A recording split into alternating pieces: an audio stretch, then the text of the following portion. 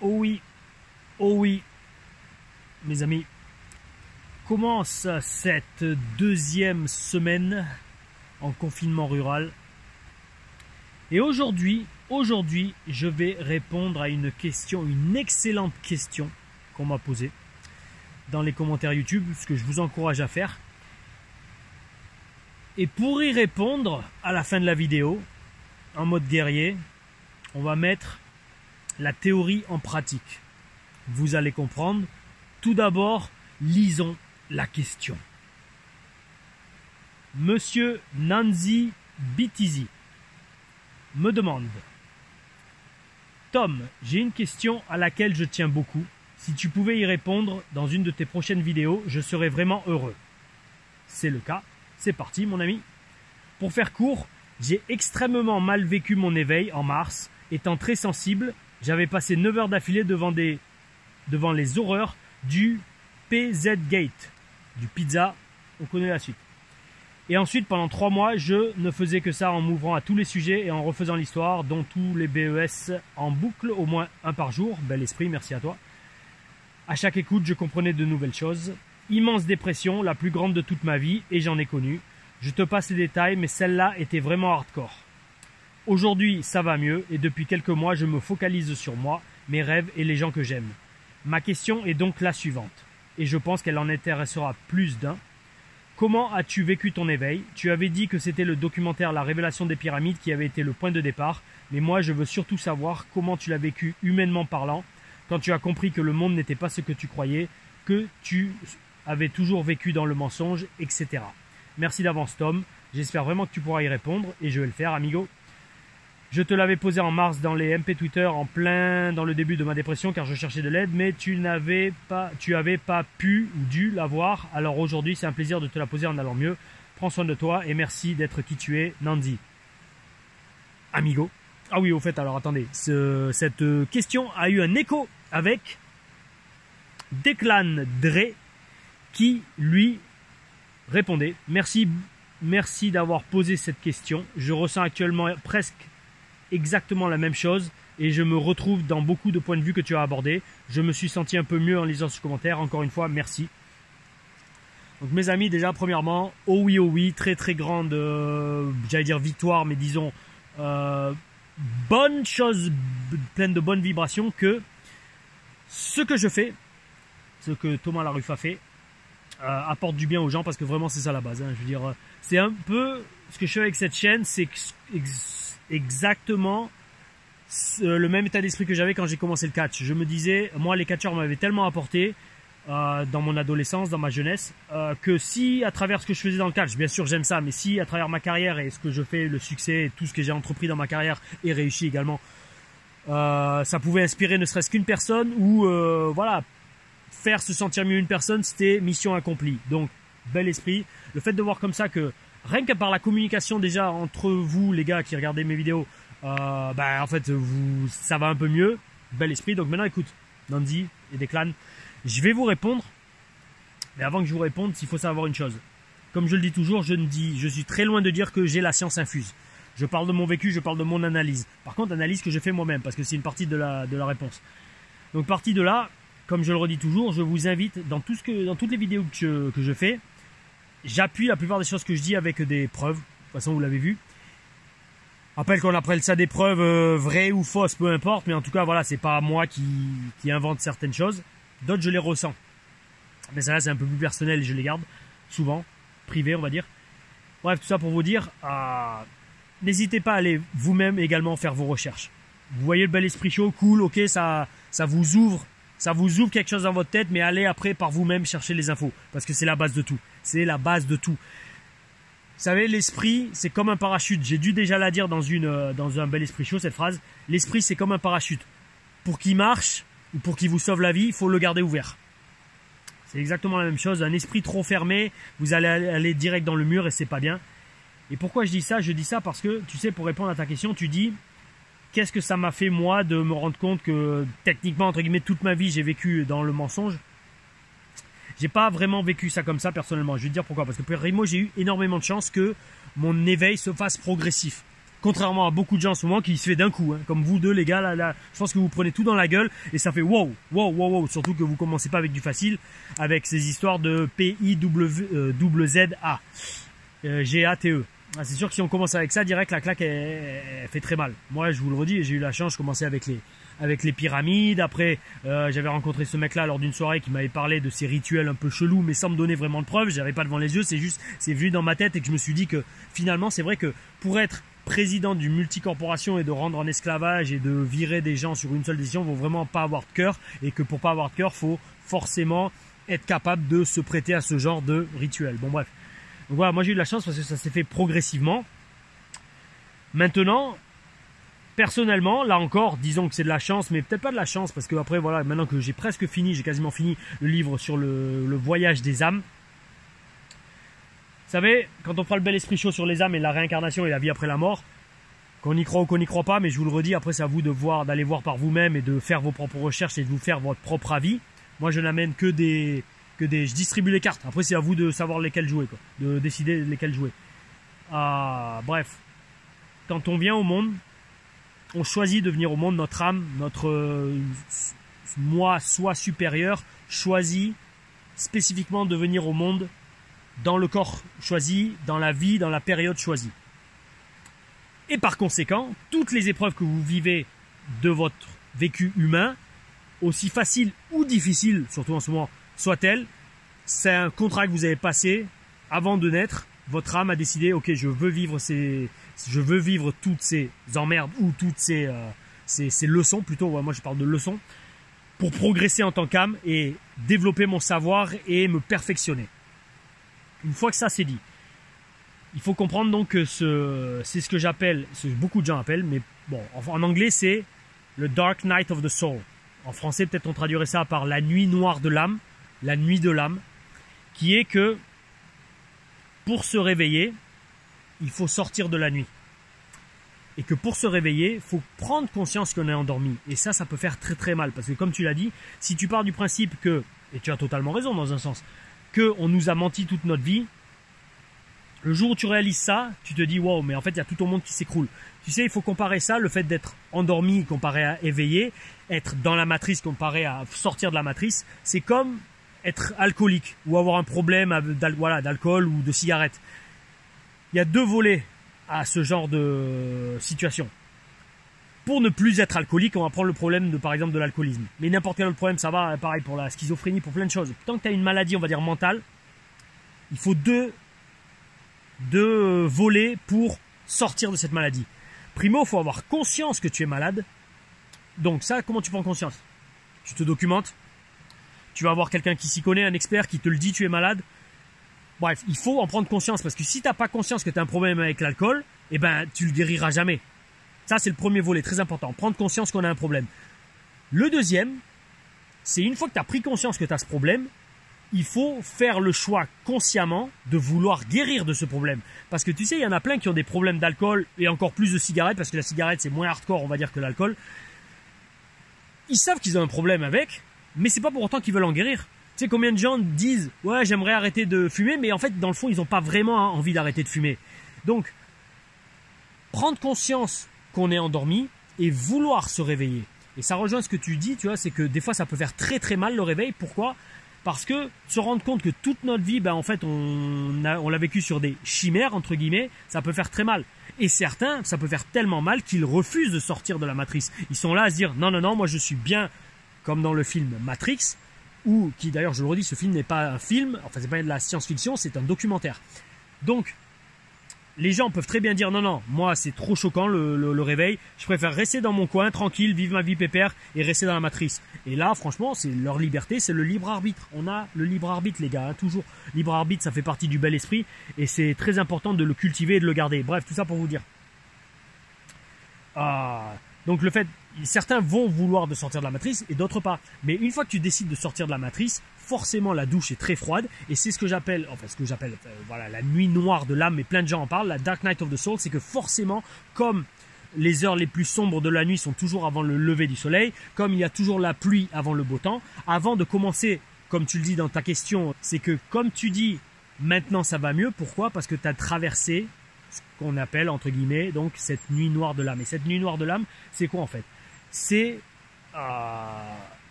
la façon qu'a ton esprit et ton âme, mais principalement ton esprit, parce qu'il ne faut pas oublier qu'en tant qu'humain, la majeure partie de notre activité consciente se passe dans notre cerveau.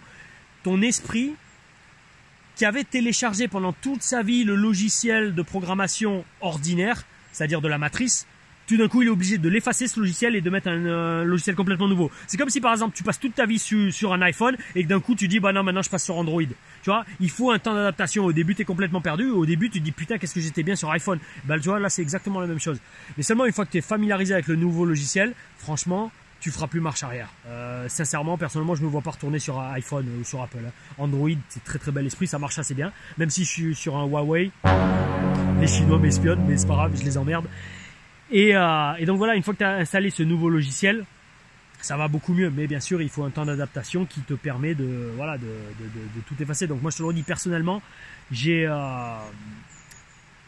tu vois, j'ai bien vécu le changement parce que depuis tout petit, et là je mens pas, je vinaque pas, depuis tout petit, j'ai toujours eu le sentiment, je vais pas dire de pas être à ma place, c'est pas ça, mais que quelque chose coincé dans le monde. Tu vois, par exemple, depuis tout petit, tu vois, je me suis dit jamais je ferai un boulot, métro boulot dodo. C'est pas moi, c'est au fond de moi, ça l'était. J'étais au collège, j'étais allé au lycée, je me différenciais des gens, notamment à travers le catch, mais j'ai toujours eu ce besoin. Mais c'est même pas un besoin biologique, c'est un besoin existentiel. C'est vraiment mon âme qui me parlait, qui me disait Tom, Thomas, peu importe dans cette vie, ce prénom-là. J'ai l'oreille qui siffle. C'est les guides qui me parlent. Bref, ce besoin de mon âme qui me disait Tom, t'es pas comme les autres. Mais c'est pas dans le sens égo, se différencier, mais il y a quelque chose qui cloche avec le monde. Et en fait, plus le temps passe, plus je vis ma vie comme ça. Plus au final je me rends compte que c'est totalement ça, tu vois. Personnellement, j'ai jamais été fait pour vivre dans le moule, quoi. Et plus je vis en dehors du moule, plus je me retrouve et plus je suis heureux et épanoui. Et à l'inverse, malheureusement, des fois je vois souvent des gens autour de moi qui sont très malheureux en vivant dans le moule. C'est parce qu'ils n'écoutent pas assez leur âme. Et bref, tout ça pour te dire, une fois que tu as compris que notre esprit est comme un ordinateur qui télécharge des logiciels, parfois de gré ou de force, hein, par choix ou par de force. Quand tu vas à l'école ou quand tu vas, quand tu vas à l'éducation, que ce soit collège, lycée, université, on te laisse pas le choix. Hein. On te dit, accepte ça, assieds-toi de 8h jusqu'à 4h de l'après-midi à une table, parle quand on te donne la parole, va aux toilettes quand on t'autorise, amuse-toi quand on t'autorise à t'amuser, et quand on t'autorise à t'amuser. Et bref, ça, c'est depuis qu'on a 3 ans. Hein. Je veux dire, depuis qu'on a 3 ans, on vient à peine de sortir du ventre de nos mères. Et que direct, on nous donne des ordres, on nous habitue à être dans la matrice et dans le boulot. Bref, on télécharge des logiciels. Et qu'est-ce que cela te dit? Et je terminerai là-dessus. Et pour vous dire pourquoi je suis torse nu, oh oui, un 7 novembre, oui, parce que je tourne ça samedi après, un 7 novembre et qui fait je pense qu'il doit faire même pas 10 degrés là. C'est que, à travers ces logiciels que tu télécharges, et que tu installes sur ton disque dur qui est ton cerveau, pas ton âme. Ton âme, elle te parle avec le cœur. Ton cerveau, par contre, c'est comme un disque dur. Hein. On est des ordinateurs biologiques. Hein. Le corps humain, c'est ceux qui n'ont pas encore compris ça. Revoyez tous les bels esprits chauds. Et c'est la supériorité de l'esprit sur la matière. Mind over matter. Matter. J'avais posté il n'y a pas longtemps une photo sur Instagram avec un pentagramme magnifique, pendentif. Je pense pas que ce soit un pendentif, mais d'un pentagramme en... Quelle matière c'est? J'ai oublié la matière. Bref, un superbe pentacle. Et une ou deux personnes m'ont dit « Oh, mais c'est quoi? C'est du satanisme, tout ça ?» Non. C'est un symbole de géométrie sacrée, le pentacle, à l'endroit, hein, avec le cercle autour. C'est un symbole de géométrie sacrée qui symbolise la supériorité de l'esprit sur la matière. Qu'est-ce que ça veut dire? Ça veut dire exactement ce que je suis en train de te dire. C'est que, en tant qu'humain, au jour d'aujourd'hui, on télécharge des logiciels. Tout comme aujourd'hui, les merdias nous font télécharger de gré ou de force, non de gré parce que rien ne vous oblige à allumer votre télé. Mais les politiques et les médias vous font télécharger le logiciel de la peur. La peur, notamment en ce moment, le programme du virus. Bon, après, ça va peut-être se calmer avec les élections américaines, mais voilà quoi. Bon bref, tout ça pour, enfin le pseudo-résultat des élections américaines, tout ça pour dire.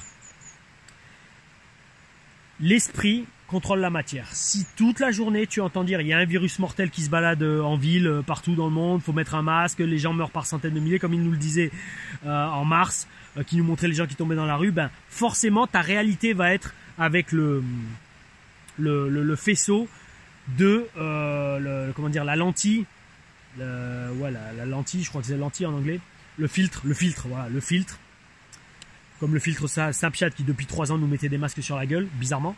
Bref, le filtre de la peur. Et toute ta vie, tu vas la vivre en fonction de ça. D'ailleurs, mes amis, alors attends, en parlant de ça, s'il vous plaît, alors là, croyez-moi sur parole, jetez-vous sur ce livre. L'homme qui voulait être heureux.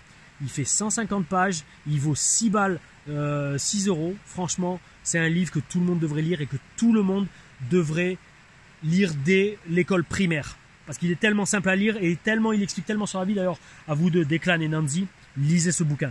Quand vous aurez lu ce bouquin, déjà ça vous aidera encore plus dans ce phénomène d'éveil. Moi, je veux dire, ce bouquin, je l'ai lu il y a 3-4 ans et ça a complètement changé ma vie. Ça m'a fait comprendre que non seulement tout est une question de choix dans la vie, vraiment, hein, vraiment tout est une question de choix. Et même si c'est hardcore à dire, même une personne qui est en fauteuil roulant, elle a le choix de dire « j'ai pas de jambes, je peux pas marcher, ma vie est foutue » ou de se dire « bon, j'ai pas de jambes, mais j'ai 2 bras, j'ai 2 mains, je vais faire plein de choses avec pour compenser. » Je vais faire du sport, muscler le haut du corps, je vais faire de l'art, je vais faire de la sculpture, de la peinture, je vais jouer de la musique. Voilà, il y a 2 volets pour tout. Et ce bouquin l'explique très clairement. Et donc au final, comme tout n'est qu'une question de choix, tout n'est qu'une question d'esprit sur la matière. Ton esprit crée ta réalité. C'est pour ça que, les amis, ayez le bel esprit. Le bel esprit, c'est-à-dire, faites-vous votre propre dogme, votre propre paradigme, créez votre réalité dans votre tête, parce que la réalité que vous créez dans votre tête deviendra votre réalité dans la vie de tous les jours. Pourquoi je dis ça? Et on terminera là-dessus. Vous avez tous vu, enfin, que première méditation guidée postée la semaine dernière. Pourquoi j'en reparle? J'en reparle parce que c'est très important de comprendre que c'est pas le genre de méditation qu'il faut faire une fois comme ça et après on croit qu'on est bon. C'est le genre de truc qu'il faut faire tous les jours. Comme se brosser les dents. Après attention, vous faites ce que vous voulez. Hein. Et forcément, je dis pas sur la mienne. Allez en trouver d'autres. Il y en a des excellentes en anglais que je ferai.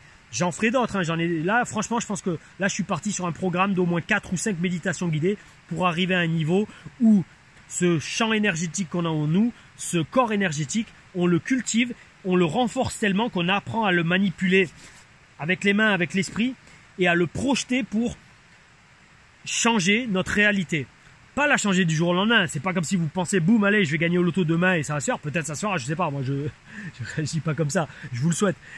Mais, comme tout n'est que vibration, si vous améliorez déjà vos vibrations à vous, les vibrations autour de vous seront améliorées. Et plus vous améliorez vos vibrations et plus vous apprendrez à contrôler ces vibrations dans l'esprit, parce que l'esprit crée la matière, la conscience crée la réalité, comme on le voit avec la physique quantique, plus vous serez capable d'influencer votre champ énergétique autour de vous, les gens autour de vous et votre vie tout simplement. Et en croisant les doigts, Mère Nature, Mother Gaia, la planète Terre, parce qu'elle a gravement besoin de nous. Tout ça pour vous dire, mes amis, et ça vous n'avez pas besoin de religion pour le dire, hein, je le précise. La religion, les religions souvent elles ont ce message caché sous plein de mots compliqués, de lignes compliquées dans leurs livres sacrés. Pareil, que ce soit chrétien, juif ou musulman, peu importe, c'est la même chose. Mais la base c'est ça, c'est que appelez ça Dieu si vous voulez. Dieu est en vous. L'étincelle de la création, elle est en chacun de nous. Il n'y a pas besoin d'aller à l'église, à la synagogue ou à la mosquée pour le vivre. Ça c'est en chacun de nous. Et c'est ça au final, l'essence de la spiritualité, c'est la liberté. La liberté, tout simplement. La liberté physique, la liberté morale, la liberté émotionnelle, la liberté spirituelle. Et c'est ça qui est très bel esprit, tout ça pour vous dire. Donc, à travers ces méditations, là on en est qu'à la première. Je vous dis, je les posterai toutes les 3 semaines ou tous les mois. Comme ça, au moins, pour ceux qui le feront tous les jours, le minimum, c'est 21 jours pour créer l'habitude et vraiment bien maîtriser le truc. Et je vous conseille de tenir un journal de méditation et de mettre vos impressions dedans. Ça vous aidera à vous mémoriser tel ou tel jour et en fonction de quand vous le faites dans la journée, quand vous vraiment vous le vivez le mieux. D'ailleurs, moi, personnellement, je l'ai fait matin et soir dans les méditations. Le matin sûr. C'est comme me lever, premier truc que je fais avant même d'allumer le portable, boum, méditation. Parce que dès que j'allume le portable, toutes les mauvaises ondes, elles arrivent, les nouvelles, les Twitter, toutes ces conneries. Bon, là, d'accord, non. D'abord, il faut que je fasse mon armure énergétique. Et là, je peux ouvrir la merde que sont les réseaux sociaux. Et là, je peux commencer à attaquer la journée comme il faut. Donc, matin et le soir, Ça me relaxe et ça me permet aussi de me nettoyer de toute la merde, surtout en ce moment qu'on accumule dans la journée. Tout ça pour dire, quand vous apprendrez et que vous commencerez à bien maîtriser ce corps énergétique, yo les jeunes, vous serez comme moi, vous serez comme capable de faire ce que je vais m'apprêter à faire. Là, je vous le redis, on est début novembre. Je vais aller piquer une tête dans l'eau. Elle doit être glacée, mais balèque, bel esprit, j'y vais. Pourquoi? Parce que non seulement c'est un truc que je m'étais mis comme objectif de le faire, également pour vous montrer, même c'est pareil, j'ai rien à vous prouver, mais pour montrer que quand on fixe son esprit sur une idée, sur une notion, le corps suit la situation. Là, si j'appréhende en me disant oh non putain elle est froide, j'ai froid, je serai là à trembler depuis le début, hein, parce que je vous mens pas, il fait pas chaud, il fait pas chaud. Mais en attendant, j'efface ça de ma tête et je me dis, à travers mon corps énergétique qui est bien renforcé depuis presque 1 an et demi que je médite quasiment tous les jours, je me dis le froid ne m'atteindra pas. Parce que le froid, c'est quoi? C'est encore une fois, c'est une vibration électromagnétique, hein, c'est une information énergétique que votre corps reçoit et qui dit « Oh, bah tiens, la température est basse ». Mais si vous arrivez à faire comprendre à votre corps énergétique, c'est-à-dire à vos vibrations, à votre corps énergétique, bref, ce que c'est, que cette information du froid ne va pas avoir un effet sur la santé de ce propre corps, déjà, vous avez fait les 3/4 du boulot. Là, bon, bien sûr, je vais pas rester comme ça toute la nuit. Qui sait, peut-être si je le fais. Il y a des mecs qui sont capables de ça. Wim Hof, qui est un des recordman du monde d'apnée sous la glace, le mec, c'est ce qu'il fait. Il dit... Sur ses exercices de respiration, il arrive à réguler la température de son corps. Donc, je vous le dis, les amis, l'esprit sur la matière. Donc, tout ça pour dire les méditations, très important. Nanzi déclame l'éveil spirituel. Comprenez que la réaction à cet éveil qui est négatif, c'est tout simplement parce que votre esprit a téléchargé un logiciel, qu'il faut se débarrasser de ce logiciel si vous en avez envie, attention. Si vous n'avez pas envie, vous restez sur l'ancien et vous oubliez tout l'éveil spirituel. C'est votre droit également.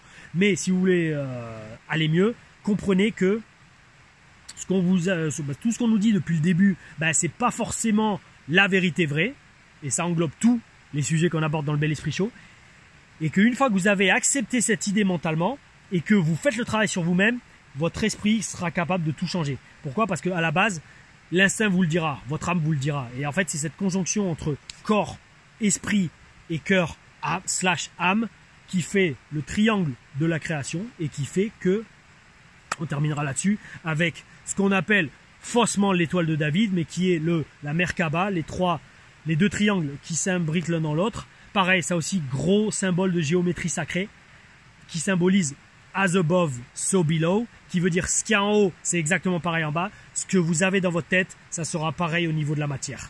Mais il faut que ça commence as above, so below. Comme au ciel, comme sur terre. C'est pareil dans les religions. Ce qui se passe au ciel, ça se passe sur terre. Mes amis, sur ce, mon esprit est prêt. Je suis bien chaud d'ailleurs cette vidéo. Merci à vous les gars, ça va bien renforcer. Oh oui, c'est parti. Aouh, dans la rivière. Bel esprit.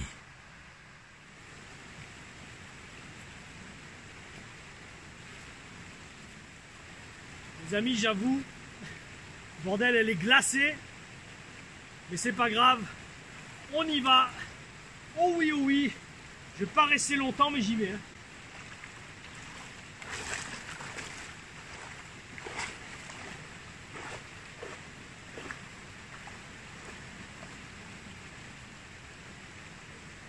Les amis, bel esprit.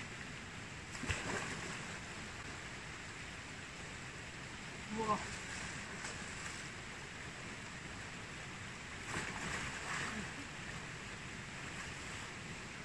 Voilà. Ça aiderait s'il y avait un peu du soleil. Mais ça va.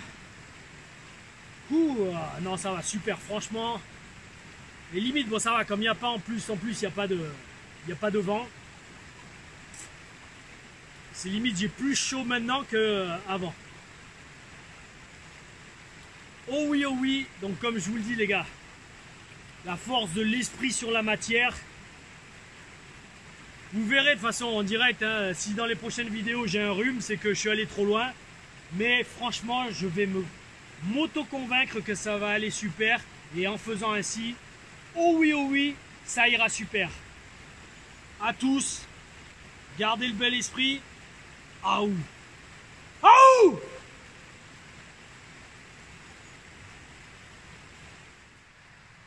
D'ailleurs les amis, petit bonus de vidéo, un autre exemple que supériorité de l'esprit sur la matière. Personnellement les gars, croyez-moi, j'ai les pieds très très plats. Et comme j'ai marché pieds nus pour sortir de l'eau et revenir ici jusqu'à la table, personnellement, à chaque pas, j'avais mal aux pieds. Et vu que à chaque fois je me disais aïe aïe aïe aïe, ça fait mal sur les cailloux et sur les petits rochers très coupants, enfin très coupants, très pointus, à chaque pas, plus je pensais aïe aïe aïe ça va faire mal, plus j'avais mal. À un tiers du chemin, je me suis mis à dire bah, mettons en application et supériorité de l'esprit sur la matière. J'ai arrêté de me focaliser sur mes pieds, j'ai ignoré, j'ai commencé à avancer, croyez-moi, j'ai plus du tout eu mal. Bel esprit, c'est comme dans la méditation guidée que je vous ai postée. Là où l'attention va, l'énergie va. Si vous vous concentrez sur quelque chose, ben vous allez le grossir. Donc, concentrez-vous sur les bonnes choses. Et croyez-moi, les bonnes choses dans votre vie grossiront ainsi. Et si vous avez compris ça, croyez-moi, vous avez compris énormément de choses sur la vie. Ah oh oui, mes amis, c'est énorme. Je me sens mieux maintenant après coup qu'avant avoir piqué une tête là-bas en bas dans l'eau glacée. Comme quoi, comme je vous le disais, des fois il faut se lancer, il faut pas réfléchir. Et puis, vous savez, on dit ça des gens. Il y a un dicton qui dit les gens qu'on rencontre dans la vie sont soit une bénédiction, soit une leçon. C'est pareil pour tout. Tout ce qui vous arrive dans la vie, les événements, les gens, peu importe, les rencontres, c'est soit une leçon, soit une bénédiction. Aujourd'hui, piquer une tête dans l'eau glacée a été une bénédiction. Parce que non seulement je pète la forme, 95% des gens que je connais m'ont dit mais non, il fait trop froid, ben, yo les jeunes, je l'ai fait, ça va super bien.